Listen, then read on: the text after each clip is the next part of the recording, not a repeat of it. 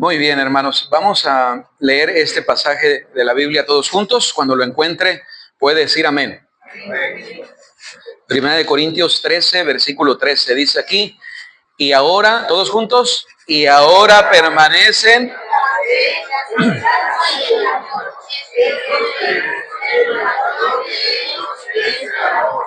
Amén. El mayor de ellos es el amor.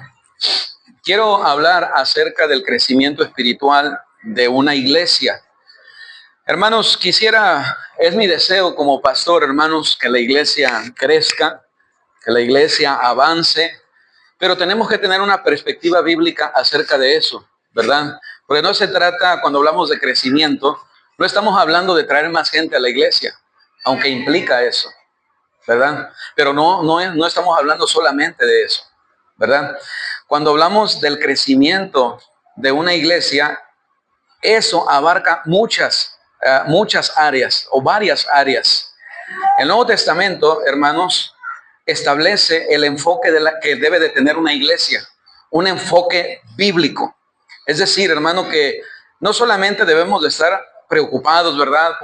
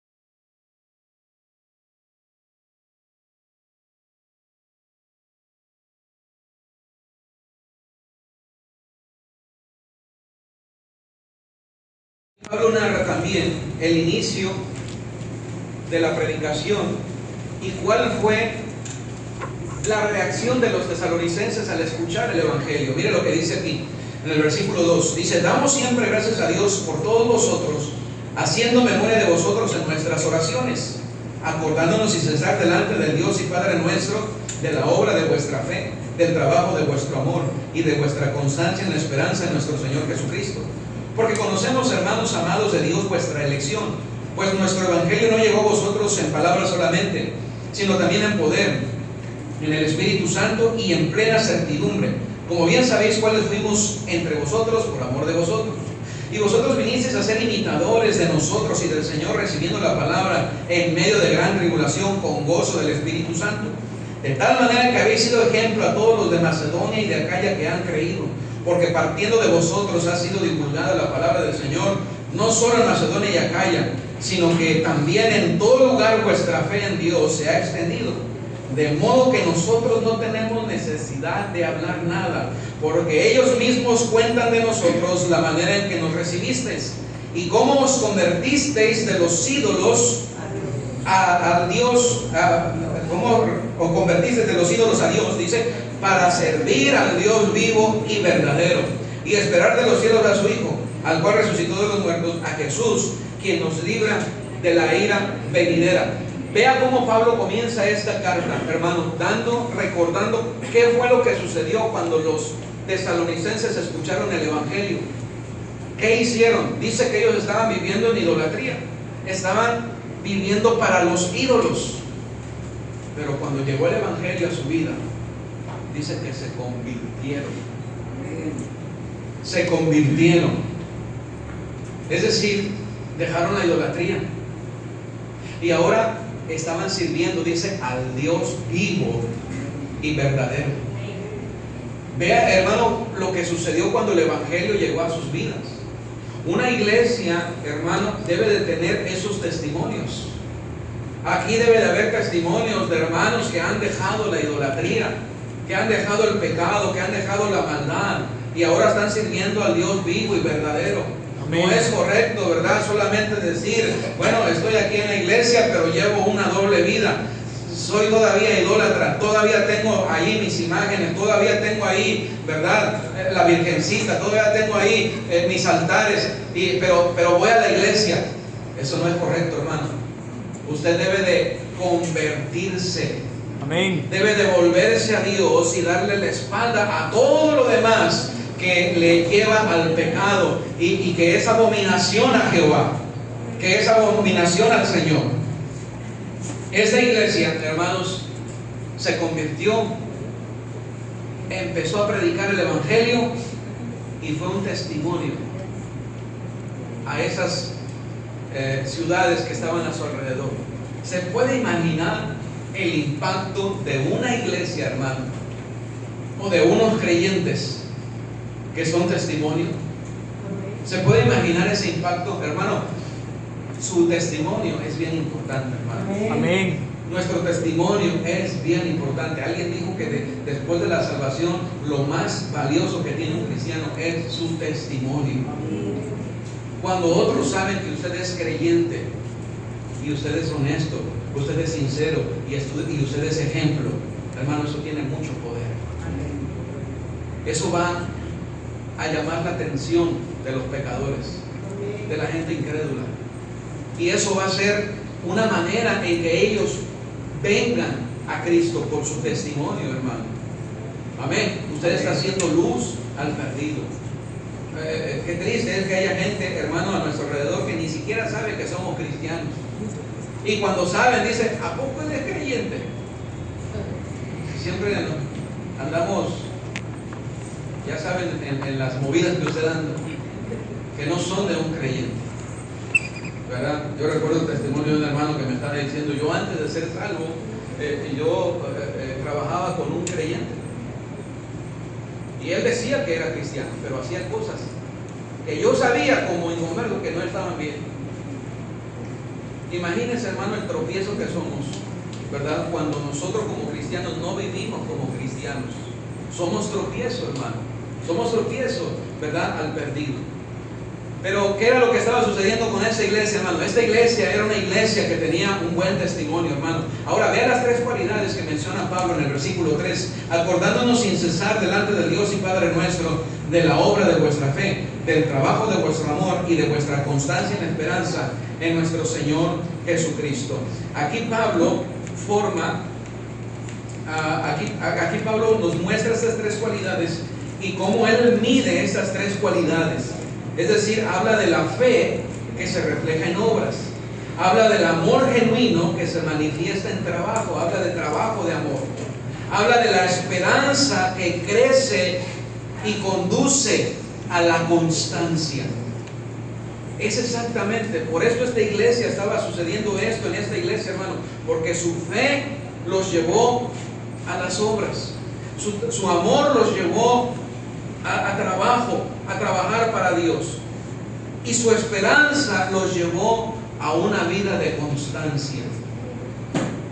¿Tiene usted fe? Amén. ¿Cómo se mide esa fe? Con las obras. ¿Tienes tu fe? ¿Dónde están tus obras? Dice Santiago. ¿Tienes tu amor? ¿Cuánto estás trabajando para Dios? ¿Tienes tu esperanza? ¿Dónde está tu constancia? ¿Dónde está tu constancia? Porque cuando hay esperanza, hay constancia. Mira, hermano, todos aquí tenemos debilidades, flaquezas, desánimos. Todos aquí somos pies de barro. Amén. Amén. Pero cuando usted tiene una esperanza, y cuando usted está consciente de esa esperanza, dice que la esperanza es como una ancla que te permite estar firme. Amén. Y no retrocedes y no regresas atrás, porque tienes esa firme ancla que es tu esperanza en Cristo. Amén. Amén. Entonces fíjese, hermano, fe, esperanza y amor. Los tesalonicenses tenían estas tres características. Era una iglesia, hermano, que tenía obras, una iglesia que trabajaba y una iglesia que tenía constancia. Eran hermanos con fe, esperanza y amor. Era una iglesia ejemplo, era una iglesia, hermano, que era de bendición. Y si nosotros vamos a hacer una iglesia de bendición, una iglesia ejemplo, hermano, debemos de procurar tener estas cosas: fe, esperanza y amor. Amén. Después de tiempo, Pablo escribió otra carta a los tesalonicenses. Se conoce como segunda a los tesalonicenses. Y Pablo habla a los tesalonicenses de que algo que les estaba faltando. Mira ahí en segunda de Tesalonicenses, capítulo 2, versículo 2. En esta carta Pablo menciona que había dos virtudes, pero ya no menciona una virtud. Y entonces Pablo, si usted ha estudiado estas cartas, hermano, Pablo escribe estas cartas para poner en orden una doctrina, una enseñanza muy importante: la venida de Cristo. Algunos decían: no, hombre, si Cristo ya vino. Otros decían: no, Él no va a venir. Otros, en fin, hermano, había una mala enseñanza sobre la venida de Cristo. Entonces Pablo escribe la segunda carta, la primera carta de Tesalonicenses, la segunda carta a los tesalonicenses, para poner orden en esta enseñanza, la segunda venida de Cristo. ¿Por qué? Porque ahora los creyentes, hermano, se estaban entristeciendo. Miren, no pierdas ese versículo y regrese una hoja atrás. En primera de Tesalonicenses capítulo 4, versículo 13. Tampoco queremos, hermanos, que ignoréis acerca de los que duermen, para que no os entristezcáis como los otros que no tienen ¿qué? Hay quienes no tienen esperanza, viven sin esperanza. Ustedes no pueden vivir como ellos que no tienen esperanza, porque si ustedes no tienen esperanza, ustedes se van a entristecer. Y cuando, hermano, no hay esperanza, no hay constancia en la vida cristiana. Dice ahí, sigue diciendo ahí: porque si creemos que Jesús murió y resucitó, así también traerá Dios con Jesús a los que durmieron en Él. Y ahí empieza a hablar de esa enseñanza de la segunda venida de Cristo. Y mira el versículo 18, dice: por tanto, alentaos los unos a los otros con con estas palabras. Hermano, la esperanza alienta, la esperanza nos trae firmeza, la esperanza nos lleva a ser constantes en la vida cristiana, hermano. Amén. ¿Tiene usted esperanza? Amén. ¿O ya anda entristecido como los otros que no tienen esperanza? Hay cosas que van a traer tristeza, hermano. Se pierde un ser querido. Hay cosas que pasan en esta vida que ciertamente, hermano, nos van a lastimar. Pero ¿qué es lo que nos va a sacar adelante? La esperanza, hermano, que tenemos en Cristo. Amén. Amén. Mire 2 de Tesalonicenses 2:2. Aquí Pablo ya no menciona la esperanza, hermano. 1 de Tesalonicenses capítulo 2, versículo 2 dice la palabra de Dios aquí. Segunda de Tesalonicenses, voy a leer del 2:1, dice: pero con respecto a la venida de nuestro Señor Jesucristo y de nuestra reunión con Él, os rogamos, hermanos, que no os dejéis mover fácilmente de vuestro modo de pensar, ni os conturbéis por espíritu, ni por palabra, ni por carta, como si fuera nuestra, en el sentido de que el día del Señor está cerca. Nadie os prime, nadie os engañe en ninguna manera, porque no vendrá sin que antes venga la apostasía y se manifieste el hombre de pecado y el hijo de perdición. Y aquí Pablo está describiendo, hermano, las características de cuando venga la segunda venida de Cristo. Amén. Amén. Mire capítulo 1, versículo 3. Capítulo 1, versículo 3.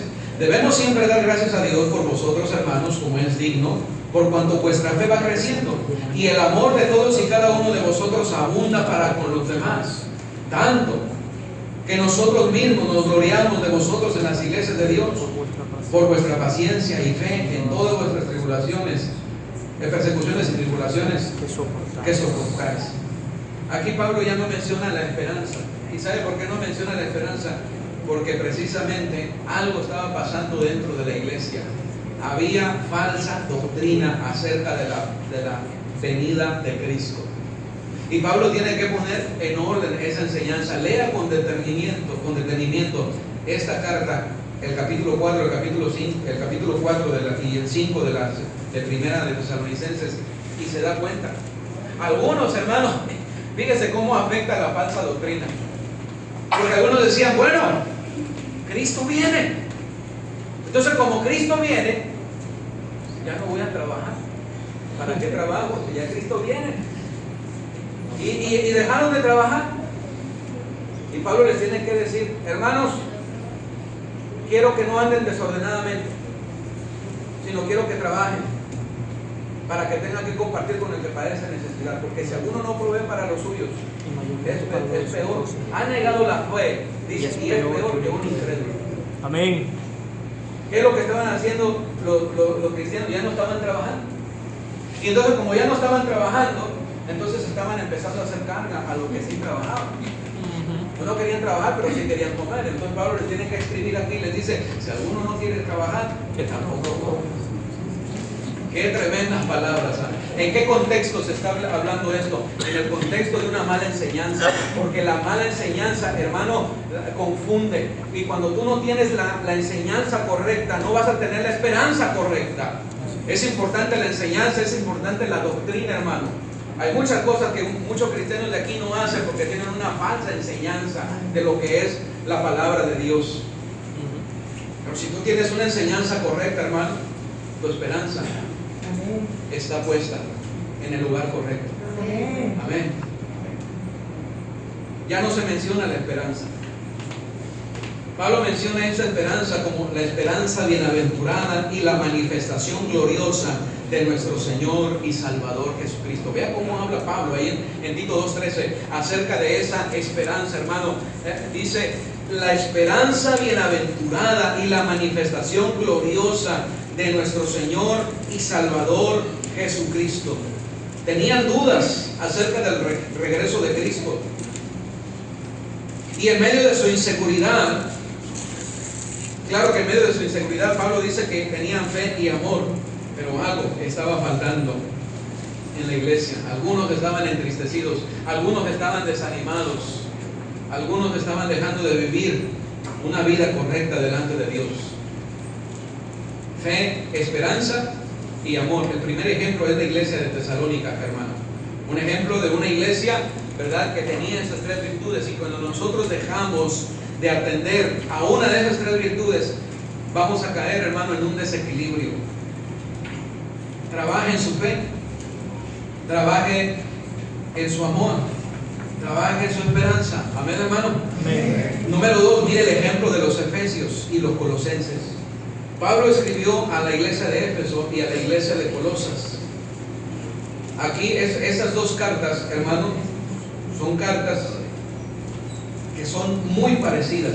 Algunos las llaman las cartas gemelas.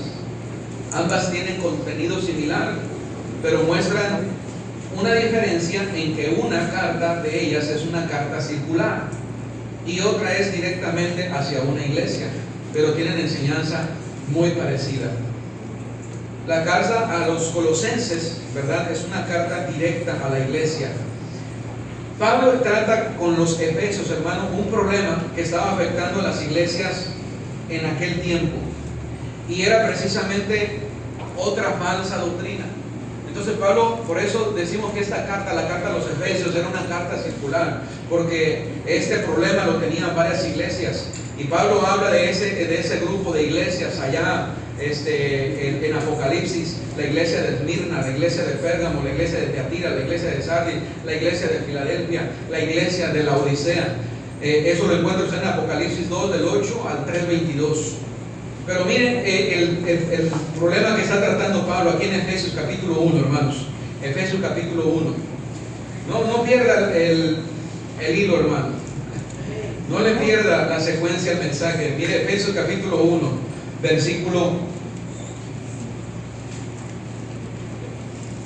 Efesios capítulo 1, versículo 15, hermano.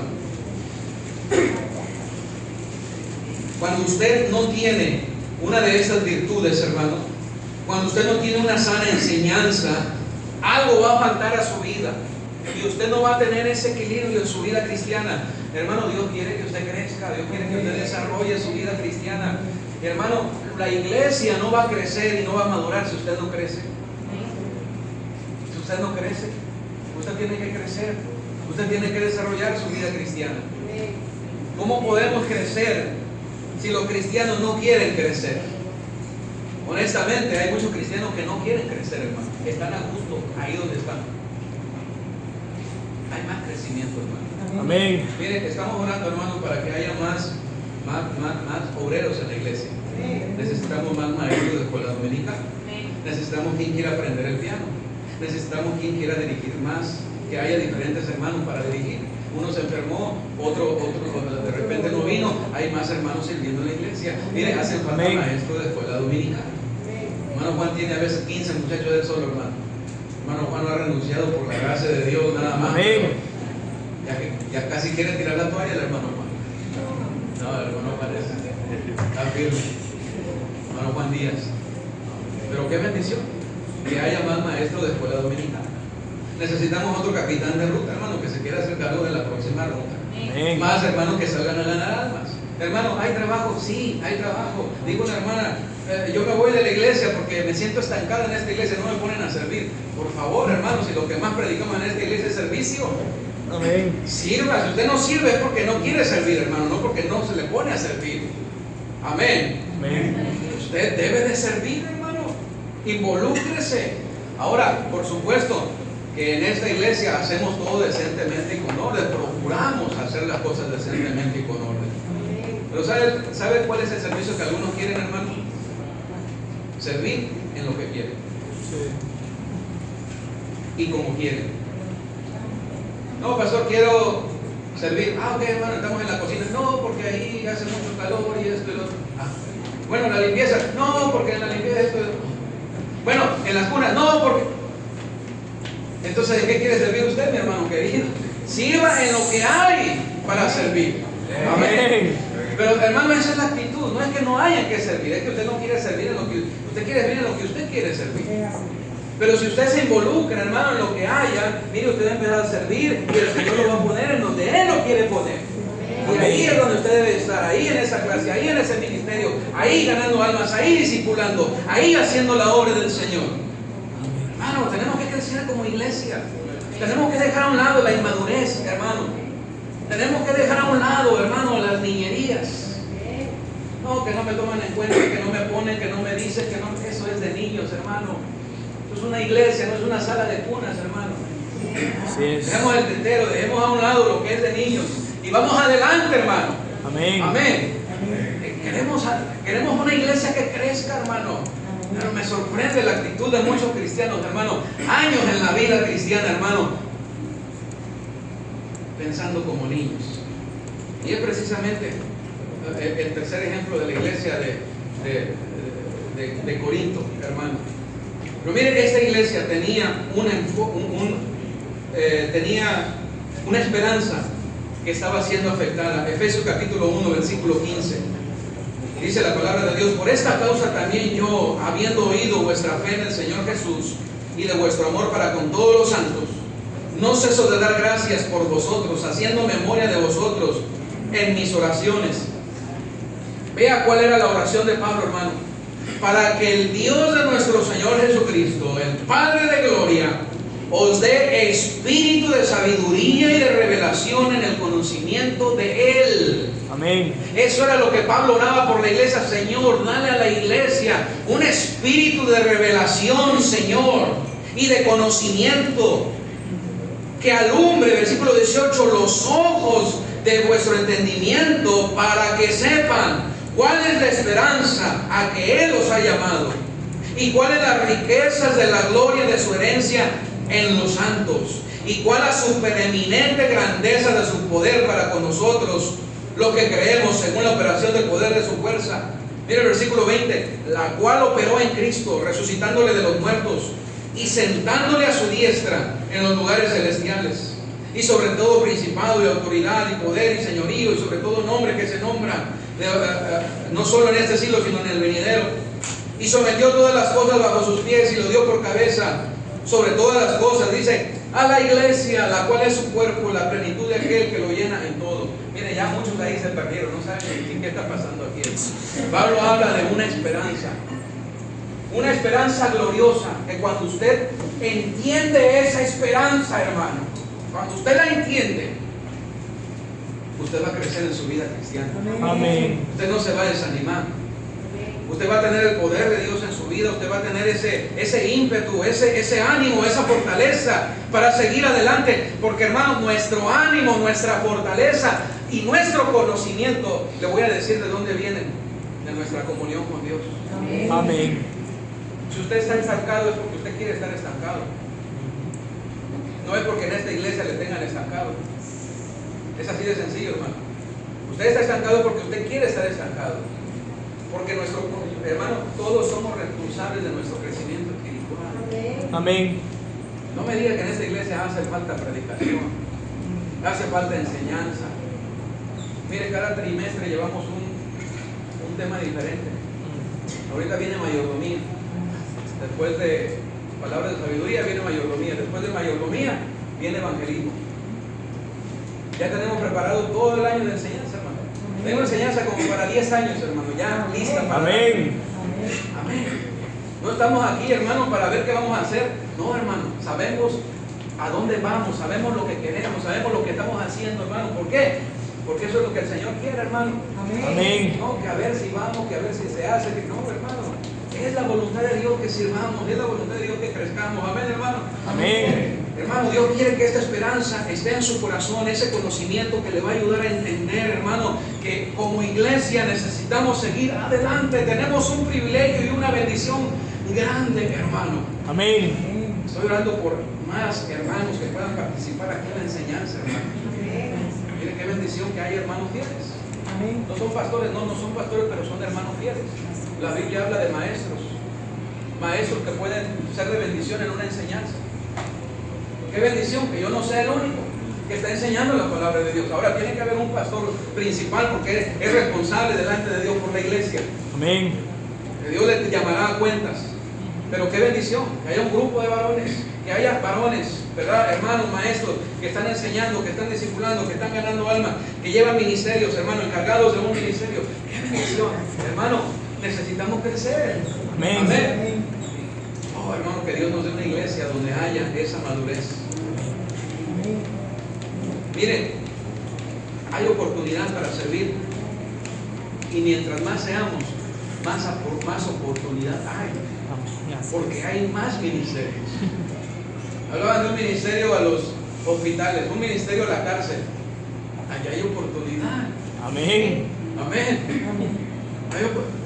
Otra vez, hermano, si usted no sirve y si usted está estancado es porque usted quiere estar estancado. Usted no sirve porque usted no quiere servir.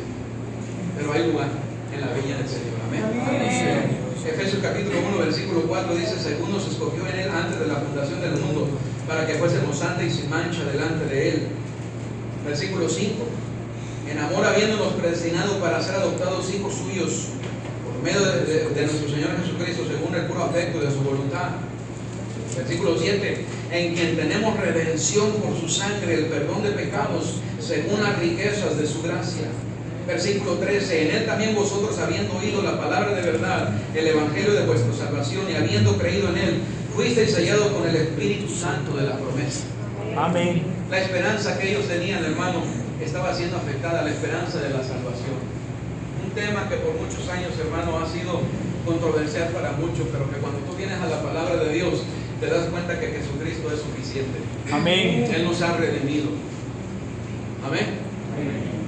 Y cuando tú entiendes, hermano, que lo que Cristo ha hecho a favor tuyo, cuando tú lo entiendes, no hay manera de que no haya gratitud hacia Dios. Amén. Él te ha redimido, Él te ha escogido, Él te ha dado un lugar en su gloria, hermano. Está sentado ya, allá, hermano. Por eso cantamos ese himno: cuando allá se pase lista. A mi nombre yo pedí responderé. Mi nombre ya está inscrito en el libro de la vida, dice el himno. Cuando allá se pase lista. Cuando usted entiende la esperanza a la que ha sido llamado, hermano, y cuáles las riquezas de la herencia que tenemos en Cristo, entonces, hermano, usted no se estancará. Usted seguirá adelante. Usted seguirá adelante, hermano. La iglesia de Éfeso era una iglesia que estaba perdiendo, de acuerdo a la Biblia, su primer amor. Tengo contra ti que has dejado tu primer amor, le dice allá en Apocalipsis 2. Es la misma iglesia de la carta de los Efesios, hermano. Es la misma iglesia. La iglesia estaba perdiendo ese primer amor, que muchos han perdido, hermano. Ya no sirves, ya no tienes ese ímpetu, porque tu esperanza, algo está minando esa esperanza. Hermano, no dejes que tu esperanza se vaya. Amén. Amén. La vida cristiana es demasiado hermosa, hermano, para vivirla de una manera triste y sin ganas. Amén. Amén. Es una vida que vale vivir. Amén. Amén. Así es que denle gracias a Dios. Fortalezcase en el Señor y siga adelante. Amén. Voy a terminar aquí, hermano, porque ya me llegó el tiempo de... Pero miren, el ejemplo de los corintios, esta sería otra predicación, hermano. Porque dice la palabra de Dios que Pablo les amonesta, porque ellos pensaban que tener dones era el propósito y no el medio. Y dones sin amor de nada sirve, dice la Biblia. Dones sin amor. Puedes tener la capacidad, puedes tener, hermano, el don, pero si no tienes amor, eres inmaduro, dice la Biblia. No tenían madurez espiritual. Así es que el Señor nos ayuda, hermano. Quiero animarle, hermanos, hermanas, a seguir adelante como iglesia. Amén. Lo que ha sucedido en nuestra iglesia, hermano, no es cualquier cosa, hermano. Lo que estoy diciendo es en el sentido bueno. La iglesia se mantiene, la iglesia sigue adelante, la iglesia sigue sirviendo, la iglesia, hermano, es porque Dios está orando. Amén. Una iglesia no depende de un hombre, una iglesia depende del Señor. Amén. Amén. Cristo amó a su iglesia y se entregó a sí mismo por ella, dice la palabra de Dios. Cristo sustenta la iglesia, Cristo guía la iglesia, y Cristo, hermano, es el que suple toda necesidad de la iglesia. Así es que sigamos adelante, hermano. Vamos a orar en esta hora. Padre, gracias te damos en esta hora por tu palabra.